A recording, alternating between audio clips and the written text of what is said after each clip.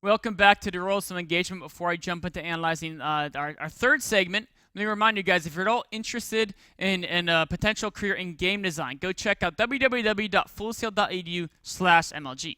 Full Sail University is the official education partner of Major League Gaming, and they have a lot of great programs in 3D animation, video production, game design, audio engineering, all these educational tools that you need to get yourself the skill sets to get a job or a career in esports or video game designing industry. So go ahead, check it out. It only takes a few minutes, and if it's something you're considering, it's good to know all your options. Moving on to our third segment of the show, we're going to take a look at a game between Major and Alive. Of course, again, all these games are from the WCS America Premier League. These are from Group A, played out last Thursday, and you can check out all these games on YouTube channel as well. But we're going to talk about defending multi-prong aggression. Then we're going to talk about playing mech versus bio in Heart of the Storm. And then the importance of map vision and why it's such a critical part, especially if you're going to play mech as Terran. So we're going to jump into this game at the 6:15 mark. And we're doing this through Major's point of view, right?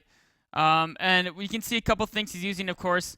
Reaper, he's using a Reaper expand, and Reapers, of course, are scouting his opponent.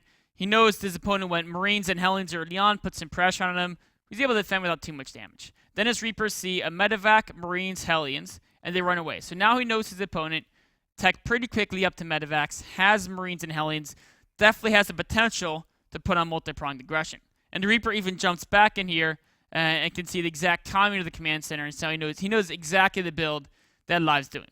Or for the most part. I mean, it could be some Widow Mines, Hellions. The ratio between Widow Mines and Hellions, he can't tell, but he knows it's factory units with the Medevac and Marines opening up. So he knows the potential to attack in his main and his natural, and he's trying to decide how to cover both angles, right? You can see him, he's moving back and forth, and he keeps trying to figure out how to split up his army. Then he comes to the realization that he doesn't have enough units to split up and cover both bases, right? So there's two solutions to this problem. One, either build a bunker at the front and be confident that's enough to defend, and maybe it is, maybe it isn't. Or two, if you don't feel you can split your army in half, right, and you only can defend one base right here, let me actually back this up a hair. Missed it.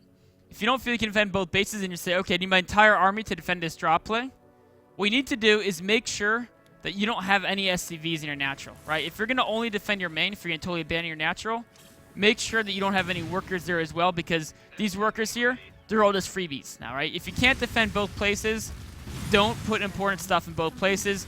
This is something that, for example, Protosters have been doing for a very long time against a Terran who opens, at least in Wings of Liberty, right? If a Terran opens the Hellion drop, a Protoss would just never have probes that are natural. They just put a sentry in the main to defend the ramp, and then, of course, the rest of the army back here to defend a drop. And then once they have enough units to cover both areas, then they move out. But if you try to cover both and you don't have enough units, you get in a situation where you lose 13 workers, when ideally you should lose between 0 and 2 to do this type of play. From Terran, the same thing is you keep all the workers in the main, you keep a wall here, so Hellions can't run into main this way, and then you defend the drop with what units you have.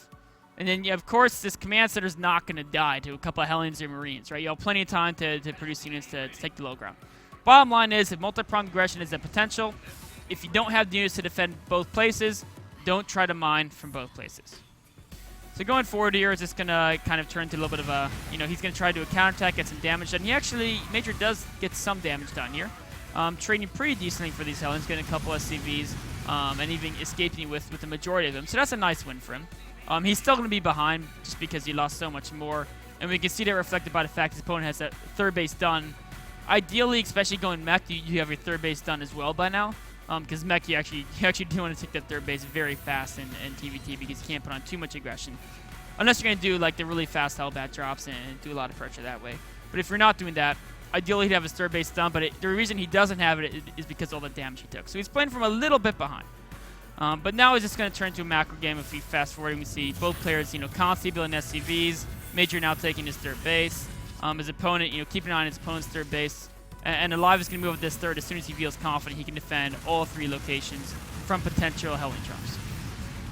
So going forward as mech, one thing that's important to understand the difference between Heart of the Storm and Wings of Liberty is in Wings of Liberty, because you didn't have Hellbats, if you wanted to fight the bio in a direct confrontation, of course the Hellions can tank some, but they weren't the best at tanking. So you need to have a good amount of tanks. You need to have a lot of siege tanks to make sure the Bile couldn't just run up with marauders and crush your army, especially as you spread out. But in Heart of the Swarm, because you can make Hellbats, right, you can make a little bit less tanks. Because the Hellbats, each Hellbat, it tanks as well as 1.5 Hellions, and it does even more damage. So you don't need to have as many tanks because you have a better buffer between the tanks and the Bile. What this means is that you then have a little bit of extra gas you can spend on getting some more medevacs. So this is something I see the pro-Koreans do a lot, but some of the non-Korean Terrans haven't quite practiced this style enough to really get comfortable with it, where you add in a lot of medevacs to your mech play. You do a lot of drop play, and you basically get map control without actually having to be on the map. If you have 3 to 4 medevacs as mech, and you do these drops, you can even put in 1 or 2 tanks in some of the drops if you want to, but mostly just a lot of Hellbats.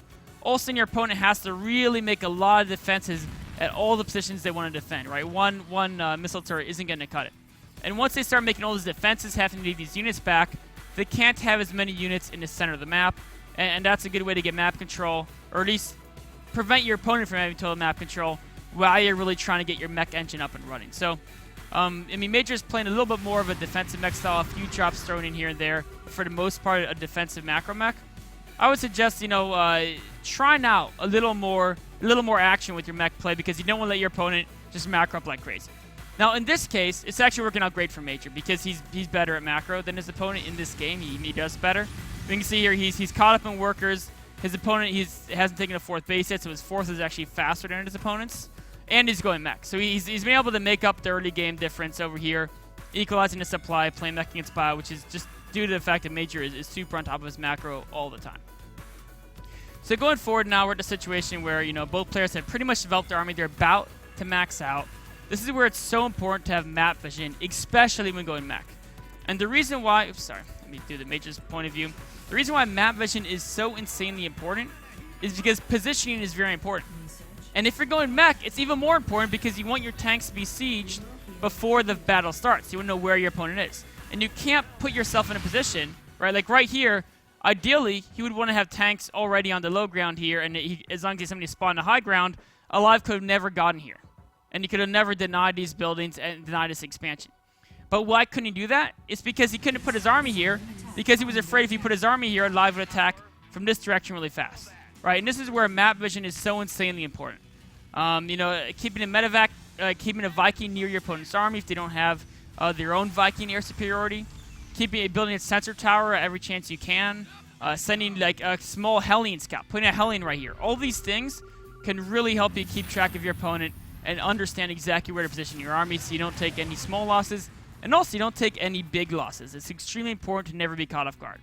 So we can see here, what's Major's map vision? Right, I'm talking about Major. Alive isn't as important because he's going bio, he's more mobile. If he's caught off guard, he can run away. Major can't run away, right? So right now he's worried about attacks down the center, so he has his army here.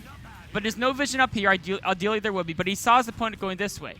So this is a channel he really needs vision. But unfortunately, there's no vision quite here, right? And there's no vision right here. What does that mean? That means as he's moving around, he doesn't know where his opponent's army is anymore. He lost track of it. And all of a sudden, that scan there, that is what tells Alive that Major isn't ready for the attack. And Alive all of a sudden has a great position on Major. Why is this position so great? It's because he can go right down to the 3rd if he wants to, and he got the first siege up, right? So Major's taking not quite the best trade here, right? And as mech, it's so important to make sure you always get the good trades. He lost like 4 or 5 tanks here in the front because he was slightly later to the siege. And then going forward again, Major doesn't know quite where Alive's army is. So as he starts to move around here, he's not sure where he should be. He doesn't see what's happening. Now he sees the army. So now he should be in a better position. Unfortunately, he doesn't have quite enough units because he didn't know how big the army was. And that's why Alive took out this army. And those 2 losses in a row put Major in a position where he can no longer win the game, right? He's down by 40 food. He's only on 3 bases. He can't continue the game against a 4-base opponent.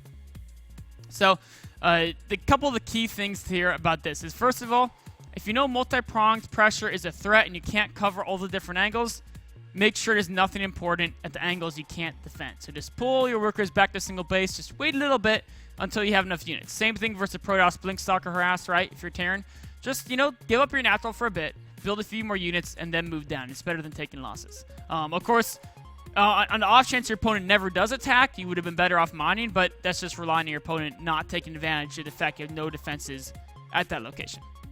And then also, map vision is so important in Terran vs. Zerg. If you don't know where your opponent's army is, you don't know how many units are there, how can you expect yourself to have your units in the appropriate position and have the appropriate numbers in the locations where you need them? So, Hellion scouts, right? In fact, this game, Major actually did send a Hellion down that pathway, but he sent it too far and it went down the wrong path. But, I mean, it's not... Major, of course, he was a top Terran in Brood War as well as a non-Korean player. So, it's not that he doesn't understand this. It's that an unfortunate small misclick, like sending your Hellion down the wrong path and misclicking a bit so it doesn't actually see if they move that down a certain area, that small little scouting error can turn to a huge error if you're caught unprepared and lose a lot of units. And then it can compound itself as you feel like you're falling behind. You need to start making more aggressive motions, and then again you're caught off guard over and over again. It can really spiral out of control and cause you to lose the game. So map vision, so important. If you know where they are, you'll know how to position to make sure you're safe from any potential attacks. This wraps up our third segment of Major vs. Alive. We'll take a short break and be on to the Q&A.